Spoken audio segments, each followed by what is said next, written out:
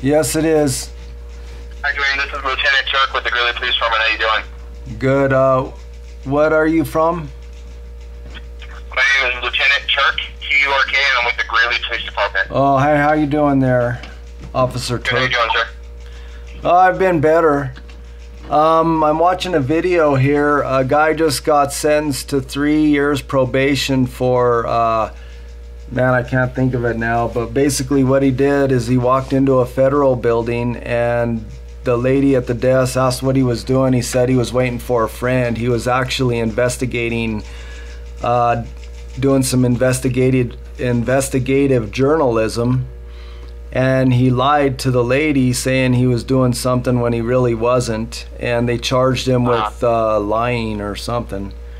It just kind of reminds me of, you know, how our government does the exact same thing by, you know, like if they're using an undercover car, I mean, basically that's lying.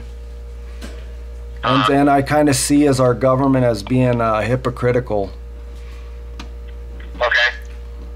Well, I can explain because I understand your concern is, I just want to make sure I understand this right. Your concern is that you don't like the fact that we use undercover cars to conduct business? Well, I'm concerned that our government is preaching something. They're trying to enforce law when they're breaking their own laws. That's the problem I have. Okay. Yeah, I empathize with your situation, and obviously I can't speak for the entire United States. I can only speak to the city of Greeley and how our organization conducts business. Yeah. But the reason, you know, we use it for a variety of reasons. To bust bad people? There's several reasons. One, from the traffic enforcement side, is to protect people. To protect people, to protect aggressive driving. It's easier to see an aggressive driver in an unmarked car than it is in a patrol car. Right. Okay, now. All right. On that one point there, you know, if an investigative journalist thinks that the Fed, or I don't know what, it was a federal building, thinks that they might be doing something shady, I mean, he's one of the people, isn't he? So I think he would have just as much of a right to do something in that manner also. What would you think? Well, I can't speak to the federal government and their buildings rules because I don't know them. Yeah. And we don't have any federal buildings here in town. So I can only speak to how our organization uses unmarked cars. Right. That's really all I can speak to about that. You know, in my life, I have a standard in my life, and actually, my government is breaking my laws and my standards. You know, for one thing, you know, they're starting to get a little stricter on people paying their debts, you know, and America's $17 trillion in debt. That's breaking my law, you know, and then they want my kids to pay off this debt of their out of control, childish spending at my child's expense. That's breaking my law. Yeah, and Dwayne, with regard to the fiscal policies of the United States, again, I can't really speak to those. So is there anything I can answer for you that's crime related? Like, do you need a police officer to come out to your house tonight? Actually, I was wanting to call a sheriff's office and see if we could, I think they have jurisdiction over you guys, don't they? The sheriff's office has jurisdiction for Weld County, yes. They're the highest law. The Greeley Police Department serves the city of Greeley as a municipal organization. Yeah, taking on corporate status, which means you're a corporation. But anyway, that's neither. Well, we have different responsibilities. Yeah, I know. That's what I'm saying. It's to make money for the United States. But the whole thing is that so if I think you guys are breaking the law, then I could call the sheriff's department. If you have a problem or a complaint, I encourage you to call the Greeley Police Department and let us know what the complaint is. I can't help you with the fiscal policy of the United States. Yeah. Or what happens at federal buildings. But if you have a problem specific to Greeley or the city of Greeley, I'd be more than happy to help you.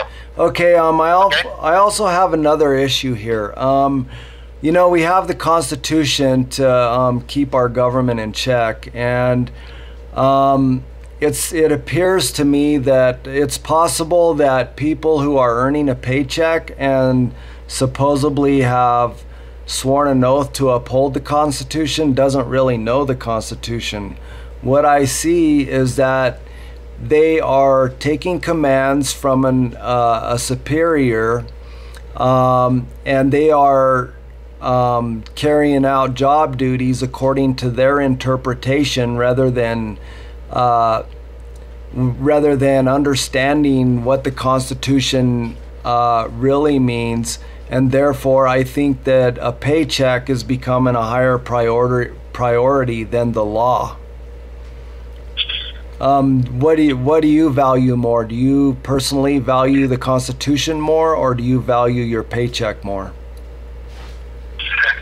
You're asking for a personal opinion, or you're asking for what we serve by? Well, you know, if you think about it.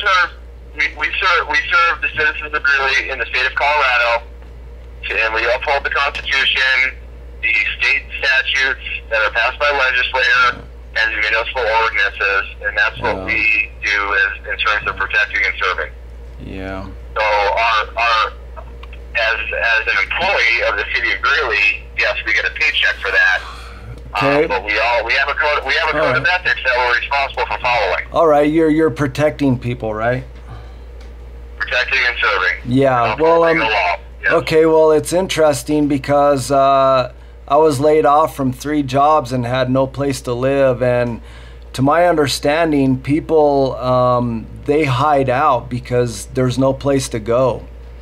So what I did is I refused to hide because I'm no fugitive, and it is no fault of my own that my country doesn't have enough money in the economy to keep everyone working.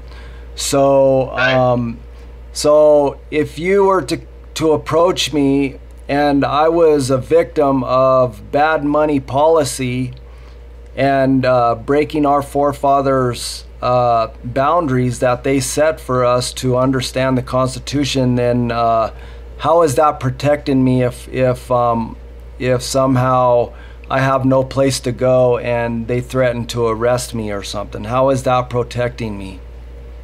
Okay. Well, protecting and serving you, there's 2 different issues here. There's a civil portion and there's a criminal portion. Now, again, I cannot speak to the unemployment and the fiscal policies of the United States. But if you're the victim of a crime, in the city of Greeley, you will be treated no differently than anybody else. Right. Okay.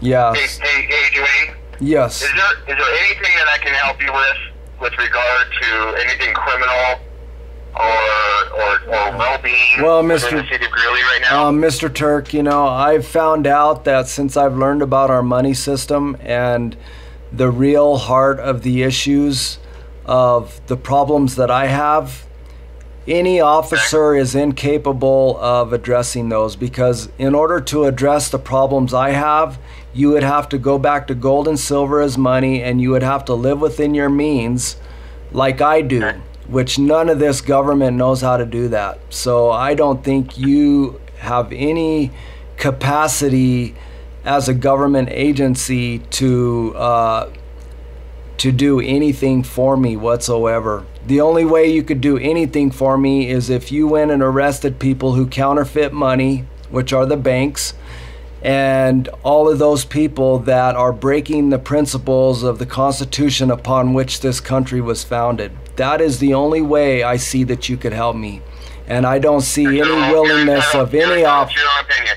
Your opinion.